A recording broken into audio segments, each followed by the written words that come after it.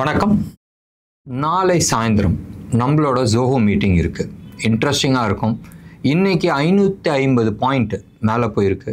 நேற்று நம்ம எதிர்பார்த்தது மண்டே டியூஸ்டே வரைக்கும் போகிறது இன்றைக்கி ஒரு நாள்லேயே முடிச்சிச்சு. இன்ஃபேக்ட் நேற்று வீடியோவில் நான் சொல்லியிருந்தேன், நம்ம யூடியூப் பார்த்துருந்தா ஷார்ப் புல் பேக்குன்றது நான் சொல்லியிருந்தேன். அண்ட் ரொம்ப ஃபாஸ்ட்டாக போகும். இந்த 23,800 லெவல்லாம் நிற்காதுன்றது நம்ம பேசியிருந்தோம். சூப்பராக அதே மாதிரியாக இருக்குது. ட்ராப் ஆகிடாதீங்க. நிறைய முக்கியமான விஷயம் நாளைக்கு ஜோஹோ மீட்டிங்கில் டெஃபினட்டாக டிஸ்கஸ் பண்ணுவோம். இன்டெப்த் டிஸ்கஸ் பண்ணுவோம். யூடியூப்பில் நம்ம பேசுகிறோம், பட் இந்த டெப்த் நம்ம யூடியூப்பில் பேச முடியாது. வாங்க, நாளைக்கு சாயந்தரம் 6 to 9 நீங்கள் கேட்குற ஸ்டாக்ஸ் எது ஹோல்ட் பண்ணலாம், எது எக்ஸிட் பண்ணலான்றது டிசிஷன்ஸ் பண்ணிக்கலாம். பண்ண வேண்டியது ரொம்ப சிம்பிள். கீழே டிஸ்கிரிப்ஷனில் இருக்கிற ரேசர் பே லிங்க்கை கிளிக் பண்ணி 236 rupees பே பண்ணிவிட்டு அந்த ஸ்க்ரீன்ஷாட்டை எங்களோட வாட்ஸ்அப் நம்பருக்கு ஷேர் பண்ணுங்கள். 9444468888க்கு ஏதாச்சும் சந்தேகம் இருந்தால் அதே நம்பருக்கு கால் பண்ணுங்கள். ரெண்டு ரிக்வெஸ்ட்.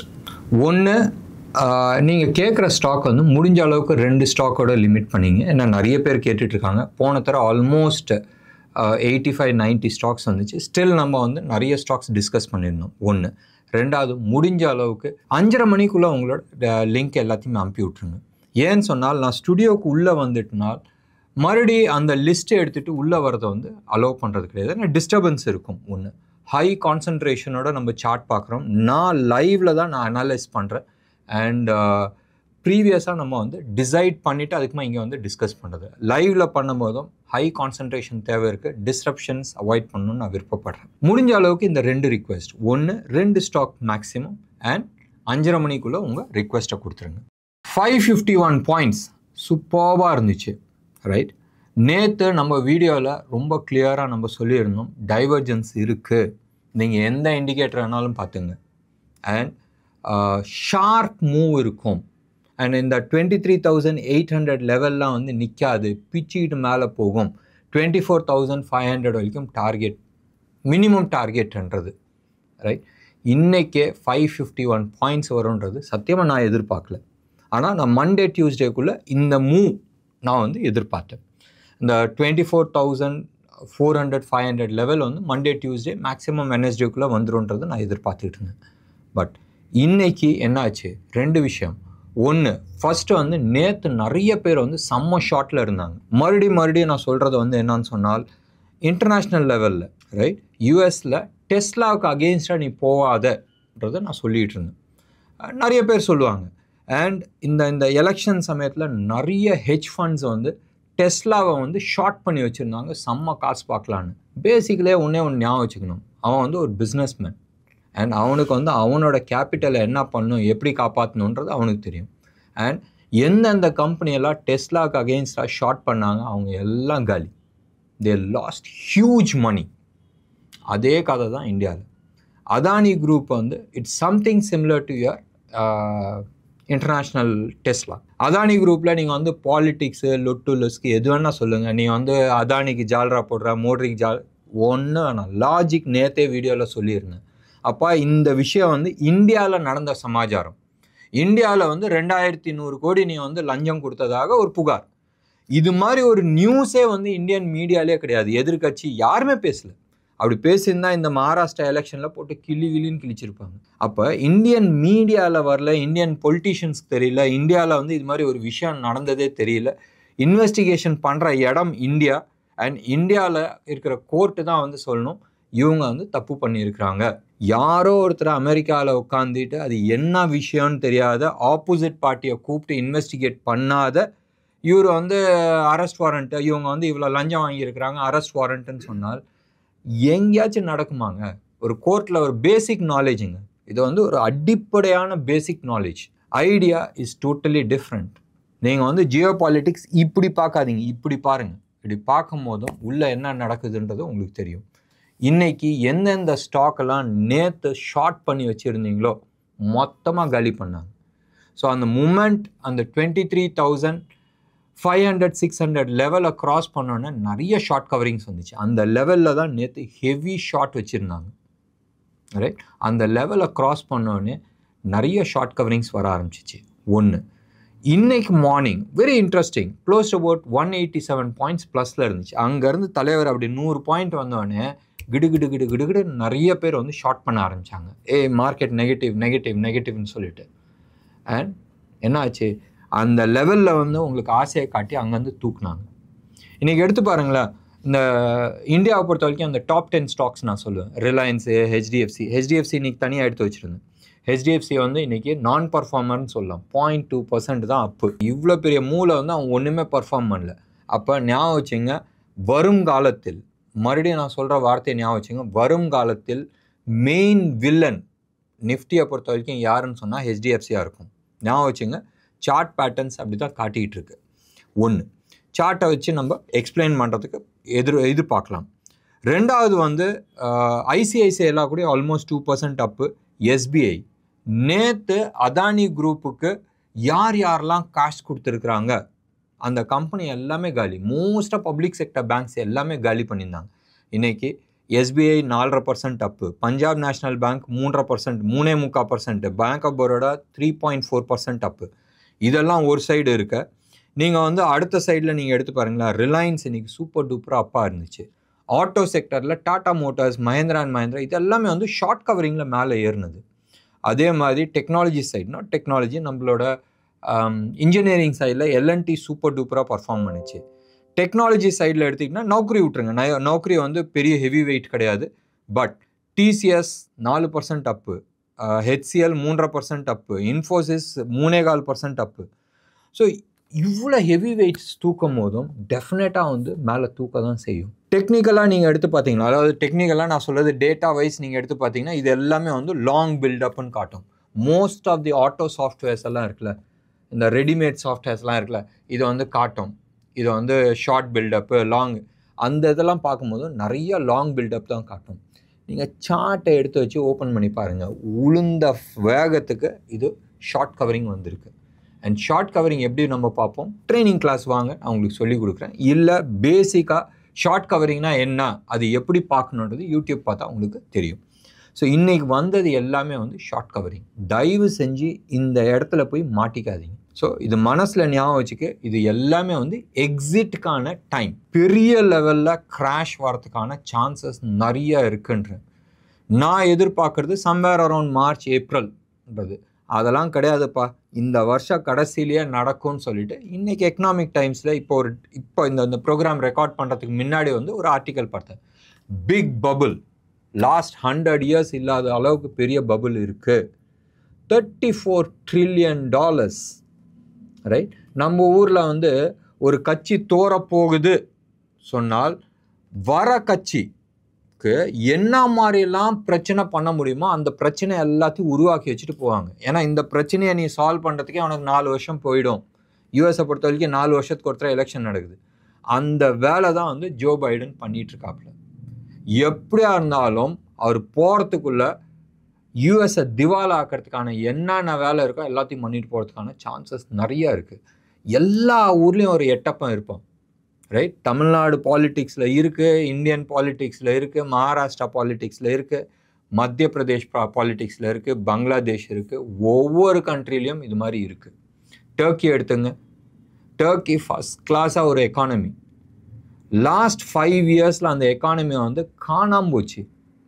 அவங்களோட இன்ஃப்ளேஷன் இஸ் 78%. அவங்களோட கரன்சி வந்து ஆல்மோஸ்ட் 70% கீழே விழுந்துருக்கு. ஒரு நல்லா இருக்கிற எக்கானமியை வந்து ஒரே ஒரு ஆள் வந்து கேவலப்படுத்திட்டு போகலாம். ஸோ இதே சூழ்நிலை maybe, I am not sure, maybe Trump வரத்துக்கு முன்னாடி ஜோ பைடன் பண்ணிட்டு போகிறதுக்கான சான்சஸ் நிறையா இருக்குது. ஸோ நம்ம அதை பற்றி நம்ம பேச வேணாம். நிறைய விஷயத்தில் நான் வந்து சிலது எதிர்பார்த்தது எல்லாமே நடந்துட்டு வந்துட்டுருக்கு. ஆல்மோஸ்ட் ஒரு 1 வீக் 10 டேஸ்க்கு முன்னாடி வந்து நான் ஒரு விஷயத்த சொல்லிகிட்டு இருந்தேன். உலகத்தில் அண்டர் சி கேபிள், கடலுக்கு அடியில் போகிற டேட்டா கேபிளை வந்து கட் பண்ணுறதுக்கான சான்சஸ் நிறைய இருக்குது. அதனால உலகத்தில் வந்து ஒரு பெரிய பொருளாதார பிரச்சனை வரத்துக்கான வாய்ப்புகள் இருக்குன்றது நான் சொல்லியிருந்தேன். நேற்று எடுத்து பாருங்கள், ஃபின்லாண்டுக்கும் ஜெர்மனுக்கும் நடுப்புற இருக்க டேட்டா கேபிள் கட். ஏதோ எனக்கு வந்து சைனாக்காரனோ இல்லை ரஷ்யாக்காரனோ எனக்கு ஃபோன் பண்ணி சொல்லலை. சார்ட்டில் சில விஷயங்கள் தெரியும். லாங் டேர்ம் சார்ட்டில் எடுத்து தெரியும்போது இது மாதிரி ப்ராப்ளம் வரதுக்கான சான்சஸ் இருக்குது. ஸோ ப்ராப்ளம் வரதுக்கான சான்சஸ் இருக்குன்னா எங்கே ப்ராப்ளம் வரும், எப்படியெல்லாம் ப்ராப்ளம் வரும்ன்றது கொஞ்சம் யோசனை பண்ணி பார்த்தால் உங்களுக்கு தெரியும் எங்கெங்கெல்லாம் இந்த கேடி பசங்க கை வைப்பாங்கன்றது தெரியும். ஸோ பேசிக்காக மூமெண்ட் இந்த ரஷ்யாவுக்கும் ஜெர்மனுக்கும் அண்டர் சி கேஸ் பைப்லைனில் கை வைக்கும் போதும் கேபிள்லையும் வைக்க முடியும். அண்ட் கேபிளில் வைக்கிற ஆள் வந்து ஆர்டினரி ஆளாக இருக்க மாட்டான். இந்த நம்ம எலக்ட்ரிக் கேபிள்லாம் திருடிட்டு போகிறாங்களோ அது மாதிரி ஆட்களாக இருக்க மாட்டாங்க. ஏன்னா அண்டர் சீயில் போகிறது வந்து சொஃபிஸ்டிகேட்டட் லெவலில் பண்ணும். அப்போ ஒரு நேஷன் தான் வந்து இன்வால்வ் ஆக முடியும். இதோ இப்போ வந்து யூரோப்பில் இருக்கிற சில நேவிஸ் வந்து ஒரு சைனீஸ் ஷிப்பை துரத்திக்கிட்டு இருக்காங்க. போய் பாருங்கள், ஆன்லைனில் கூகுள் பண்ணி பாருங்கள், உங்களுக்கு இந்த இன்ஃபர்மேஷன்ஸ் எல்லாமே இருக்கும். அப்போ இந்தியாவுக்கு கீழே இருக்கிற கேபிளை கட் பண்ணால் என்ன ஆகும்? ஒரு நிமிஷம் நினச்சி பாருங்களேன். திடீர்னு நாளைக்கு இன்டர்நெட்டே ஒர்க் ஆகலை, எல்லா கம்ப்யூட்டரும் கொலாப்ஸ். உங்கள் பேங்க் அக்கௌண்ட்டில் இருக்கிற கேஷ் என்ன ஆகும்? ஷேர் மார்க்கெட்டில் இருக்கிற ஷேர்ஸ் என்ன ஆகும்? I'm just giving a hypothetical scenario. இன்றைக்கி 4 கோடி எனது வர்த்து, சந்தோஷம். நாளைக்கு ஷேர் மார்க்கெட் ஒர்க் ஆகலை, அப்போ என்ன பண்ணுவீங்க? டேட்டாஸ் கிடையாது, அடுத்த 6 மாதத்துக்கு டேட்டா கிடையாது, என்ன ஆகும்? Just imagine, all your money is gone. சரி, பயமுறுத்த வேணாம், ப்ராக்டிக்கல் ஆஸ்பெக்டுக்கு வரலாம். கிரேட் ரிசெஷன் வரும்ன்றது இன்னைக்கு ஈவினிங் நியூஸ் பேப்பரில் பார்த்தது. ஸோ இது மனசில் ஞாபகம் வச்சுங்க. முடிஞ்ச அளவுக்கு எக்ஸிட் பண்ணுங்கள். எக்ஸிட்கான டைம், இது வந்து என்ட்ரிக்கான டைம் கிடையாது. சில ஸ்டாக் ஸ்பெசிஃபிக் நீங்கள் எடுத்து பாருங்கள். நம்ம வந்து நியர் லோவில் வந்து சுஸ்லான் நம்ம வந்து பை சொல்லியிருந்தோம். நம்ம 56, 57 லெவலில் சொன்னால் அவன் 54 வந்துட்டு இன்றைக்கி ஆல்மோஸ்ட் நேற்று அப்பர் சர்க்கியூட், முந்தா நேற்று அப்பர் சர்க்கியூட், இன்றைக்கும் அப்பர் சர்க்கியூட். அதே மாதிரி ஜோதி சிஎன்சி எடுத்து பாருங்கள். சுப்ரியா லைஃப் சயின்ஸ் பற்றி நம்ம பேசியிருந்தோம். அண்ட் ஜோஹோ மீட்டிங்கில் நேற்று எடுத்துங்க, நேற்று நம்ம வந்து ஜிஎம்ஆர் இன்ஃப்ரா பற்றி பேசினோம், பிஎஃப்சி பற்றி பேசினோம், அதே மாதிரி நேற்று ஆர்இசி பற்றி பேசினோம். இன்றைக்கி வந்து எல்லாமே போச்சு, இதோ அதனால் இதுவும் போச்சுன்ற கதையே வேணாம். இது காலையிலேருந்து மேலே போயிட்டு இருந்துச்சு. ஸோ டெக்னிக்கல் அனாலிசிஸில் definitely you can identify and கதை நிறைய சொல்ல முடியும். இன்ஃபர்மேஷன்ஸ் முதலே வந்து எடுக்க முடியும். நான் ரொம்ப நாளாக வந்து லாங் டேர்ம் சார்ட்ஸ் பற்றி பேசியிருந்தேன். இப்போ இருக்கிற சூழ்நிலையில் லாங் டேர்ம் சார்ட்ஸ் வேணாம், அடுத்த நாள் என்ன நடக்குது, நிறைய பேருக்கு வந்து என்ன இன்ஃபர்மேஷன் ஷேர் பண்ண முடியும் தான் நம்ம பேசிகிட்டு இருக்கோம். ஸோ பேசுகிறது வந்து யாராச்சும் பேசுகிறீங்க, கமெண்ட் கொடுக்குறீங்கன்னா தயவு செஞ்சு என் ஆஃபீஸ்க்கு வாங்க, என் இன்ஃப்ராஸ்ட்ரக்சர் பாருங்கள், நாங்கள் என்ன மாதிரி டேட்டா அனாலிசிஸ் பண்ணுறோன்றது நீங்கள் பாருங்கள். அதுக்கப்புறமா நீங்கள் கமெண்ட் போடுறதுக்கான தகுதி இருக்கான்னு பார்த்துட்டு அதுக்குமா நீங்கள் போடுங்க. சும்மா அப்படியே மேலே ஹெட்லைன்ஸ் மட்டும் பார்த்துட்டு அப்படியே கமெண்ட் அடிக்கிறதுல அர்த்தம் கிடையாது. அண்ட் டெஃபினட்டாக உங்கள் கமெண்ட்டை வந்து நான் பிளாக் கூட பண்ணல. ஏன்னா நாங்கள் யாருன்றது எங்களுக்கு தெரியும், எங்களோட அனாலிசிஸ் லெவல் என்னன்றது தெரியும், இன்ஃபர்மேஷன் லெவல்ஸ் என்னதுன்றது எங்களுக்கு தெரியும். சரி, நம்ம மெயின் மேட்டருக்கு வரலாம். இன்றைக்கு வந்து நீங்கள் எடுத்துக்கிட்டிங்கன்னு சொன்னால் எஃப்ஐஐஸ் வந்து 5320 crores வந்து விற்றுருக்குறாங்க. உச்சத்தில் இருக்கும்போது கூட அவங்க எக்ஸிட் தான் பண்ணிட்டு இருக்காங்க. டிஐஐஸ் ஆல்மோஸ்ட் 4200 கோடிக்கு வந்து வாங்கியிருக்கிறாங்க. இன்ட்ரெஸ்டிங் ஃபேக்ட் என்னன்னா, இவ்வளோ தூரம் மார்க்கெட் மேலே போகுது, ஆல்மோஸ்ட் 2.4% மேலே போகுது. அப்போ என்ன ஆகணும்? விக்ஸு கீழே வரணும், ஆல்மோஸ்ட் 10% கிராஷ் ஆகணும். ஆனால் சர்ப்ரைஸ் வந்து என்னன்னு சொன்னால், விக்ஸ் வந்து ஆல்மோஸ்ட் 1.5% மேலே போயிட்டு 0.67% வந்து அப்பில் இருக்குது. ரைட்? ஸோ இதுதான் வந்து இப்போதைக்கு இருக்கிற சூழ்நிலை. ஸோ மார்க்கெட் மேலே போனது வந்து சந்தோஷம் இல்லை, டென்ஷன் தான் இருக்குது. இது ஒரு சைடு இருக்க, இன்டர்நேஷ்னல் மார்க்கெட்டில் நிறைய பிரச்சனைகள் இருக்குது. ஆல்மோஸ்ட் $34 trillion யூஎஸில் இருக்குது. எப்போனா வெடிக்கும், மோஸ்ட் லைக்லி அடுத்த வருஷம் February, Marchல வெடிக்கும்னு நினச்சது இந்த வருஷமே வெடிக்கிறதுக்கு சான்சஸ் இருக்குன்றாங்க. ஸோ தட் மீன்ஸ் நவம்பர், டிசம்பர்லேயே இந்த ஆட்டம் முடிஞ்சு போயிடும். ஒன்று, நீங்கள் எக்கனாமிக் டைம்ஸில் போய் பாருங்கள், அவன் வந்து 50% மார்க்கெட் கிராஷ் ஆகும்ன்ற மாதிரி அவன் பேசிகிட்டு இருக்கான். அதெல்லாம் விடுங்க. டேட்டாஸ் இப்போ ரைட் நவ் நம்ம எடுத்துக்கிட்டோம்னால் கோல்டு வந்து மீண்டும் அந்த 8050 per gram 24 carat wholesale rate ஜிஎஸ்டியோட சென்னை ரேட்டு வந்துருச்சு. சில்வரை பொறுத்த வரைக்கும் ஆல்மோஸ்ட் 23,500க்கு வந்திருக்கு. கோல்டு எந்த அளவுக்கு ஏறிச்சோ அந்த அளவுக்கு இந்த தடவை சில்வர் ஏறல. காரணங்கள் இருக்கும், நம்ம அப்புறமா டிஸ்கஸ் பண்ணிக்கலாம் அதை பற்றி. பட் மோர் வரியிங், இந்தியாவை பொறுத்த வரைக்கும் மோர் வரியிங் என்னதுன்னு சொன்னால், $84.60 ஃபார் தி ஃபர்ஸ்ட் டைம் 84.60 வந்து டச் பண்ணிவிட்டு ரைட் நவ் 84.45 அந்த லெவலில் வந்து ட்ரேட் ஆகிட்டுருக்கு. இது இன்டர்நேஷ்னல் மார்க்கெட், நம்ம மார்க்கெட் 5 மணியோட க்ளோஸ். இது இன்டர்நேஷ்னல் மார்க்கெட்டில் 84.45 லெவலில் ட்ரேட் ஆகிட்டுருக்கு. ஞாபகம் வச்சுங்க, டாலர் இண்டெக்ஸ் ஸ்ட்ராங் ஆச்சுன்னு சொன்னால் டெஃபினட்டாக அகெயின்ஸ்ட் தட் ருப்பி வந்து உளுந்தே ஆகணும். உழுவுதுன்னு சொன்னால் சம்வேர் க்ளோஸ் டு அபவுட் 88, 89 வரைக்கும் வரதுக்கான வாய்ப்புகள் இருக்குது. ரெண்டு விஷயம் ஞாபகம் வச்சுங்க, ருப்பி வீக் ஆகலை, டாலர் ஸ்ட்ராங் ஆகுது. ரைட், ருப்பி வீக் ஆகுதுன்னு சொன்னால் உலகத்தில் இருக்கிற எல்லா கரன்சியும் அப்படியே இருக்குது, நம்ம ருப்பி மட்டும் வீக் ஆகிட்டு இருக்குன்றது அர்த்தம். இங்கே டாலர் ஸ்ட்ராங் ஆகிறனால உலகத்தில் இருக்கிற அத்தனை கரன்சியும் வீக் ஆகியே ஆகணும். நம்ம அதே லெவலில் இல்லை, நான் இங்கேயே நிற்க போகிறேன்னு சொன்னால் நம்மளோட எக்ஸ்போர்ட்ஸ் அடி வாங்கும். ஸோ டெஃபினெட்லி இந்தியாவும் டிப்ரிஷியேட் பண்ணுறதுக்கான நடவடிக்கை எடுப்பாங்க. பார்க்கலாம், கோல்டு வந்து இன்றைக்கி ஆல்மோஸ்ட் $27 வந்து ஏறி இருக்குது.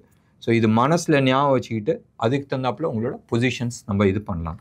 இன்றைக்கி ஃப்ரைடே, டெஃபினட்டாக நாளைக்கு வந்து நம்மளோட ஸ்பெஷல் வீடியோ இருக்கும்.